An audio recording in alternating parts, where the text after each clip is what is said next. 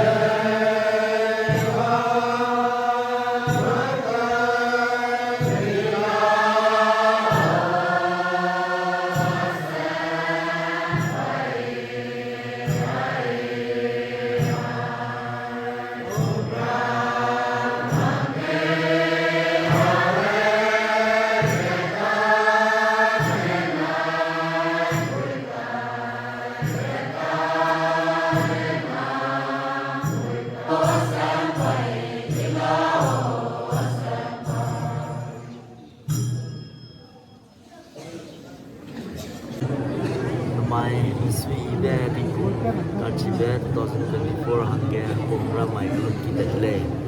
Lodiram 𝗡𝗶្ឍĐây, nay ông cô ra cái công ty phát triển ngày nay cái công ty này, năm nay thì cái nào cái thằng nào cái đây, cái ông sang ra công ty phát triển cái ai làm cái lưu hồn này, lưu hành này, mà người mà ta đây này 이만게 이게 우리 공자 아마 이게 한가래는 기가 고멘 사세 공장마다 가이다 있다 이제 𝗡𝗶្ឍ하라파네 도와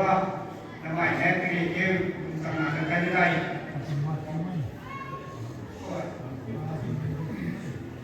어디 공간에 심하게 공장자 이만게 이게 우리 공자 이미기로 ai belum kita dalam di mana seluruh kalau kita masalah ai dengan kita itu tadi ini kita di mana kita kita ada misalnya mengajar sama yang pengguna sudah di kolnya lana dua Indonesia boycott sunaknya ini kerangnya ini ramnya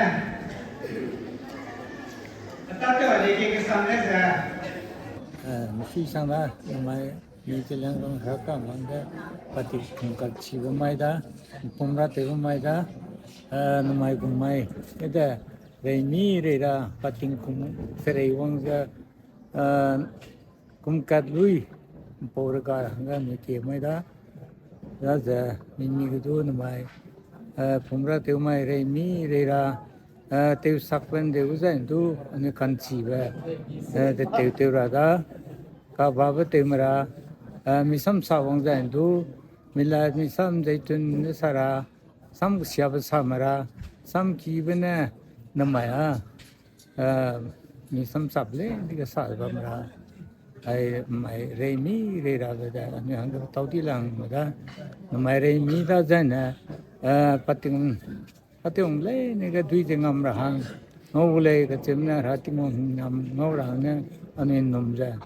rakam le ne mai na mi kui cái đó kelum ni je ka kelum da rai tu bagan si da na ni chu ra mi kui mi moi ka ma tu kai ma kulo mi moi tia pom chi ro ra